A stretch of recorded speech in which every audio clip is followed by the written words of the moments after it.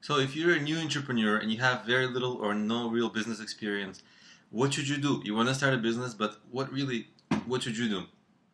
And of course, I want to encourage people. You always want to encourage new entrepreneurs, right? Um, but you've got to be a little careful because there are so many unknowns when you get into it, right? Because people come to me and they say, Alex, I want to start a mobile app business, okay?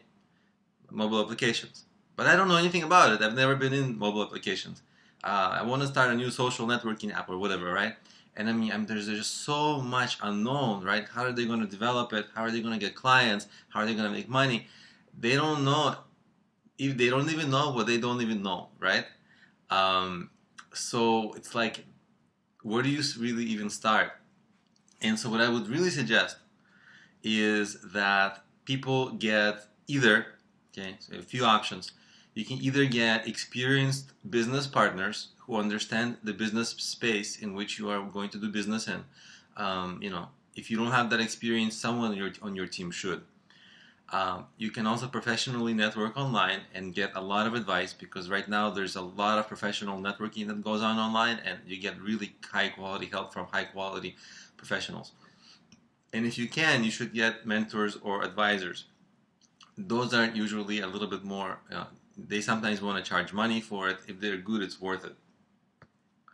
Um, but you don't have to get mentors or advisors because you have so many different options. And by the way, taking courses on Udemy is a great option, because it's very affordable and often the courses are very high quality.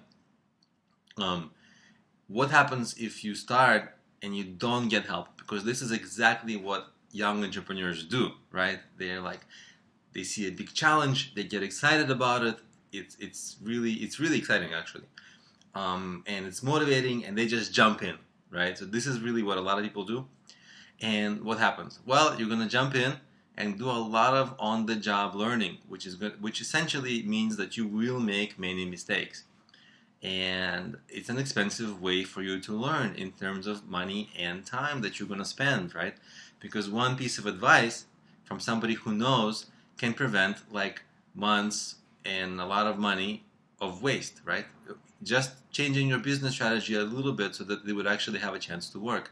And it's invaluable if you can get help like that from someone. So if you can, slow down a little bit, get the help, because it will go a very long way, because you'll realize later that the months you spend, I mean, if you just look for more advice online or from mentors and spend hours, it could have saved you months, right? Huge, huge, huge win. Of course, it's never a bad learning experience, even if you make a lot of mistakes and ultimately if your business ends up failing, because for most first-time entrepreneurs their first business ends up being a little bit of a fail, but you still learn. But guess what, I know you don't want to hear that, right? You don't want to hear, oh, it's not so bad because you still learned. You want to succeed. If you want to succeed, take my advice, get really good, surround yourself with really good, experienced and knowledgeable people in any way you can, and get a lot of smart people's advice. Not advice of people who are like, oh, I know business, but because everyone thinks they know business, right? But really smart, experienced people who've built successful businesses in the industry in which you are in, or have been a part of teams that have been successful. Those are the kind of people you want to surround yourself with.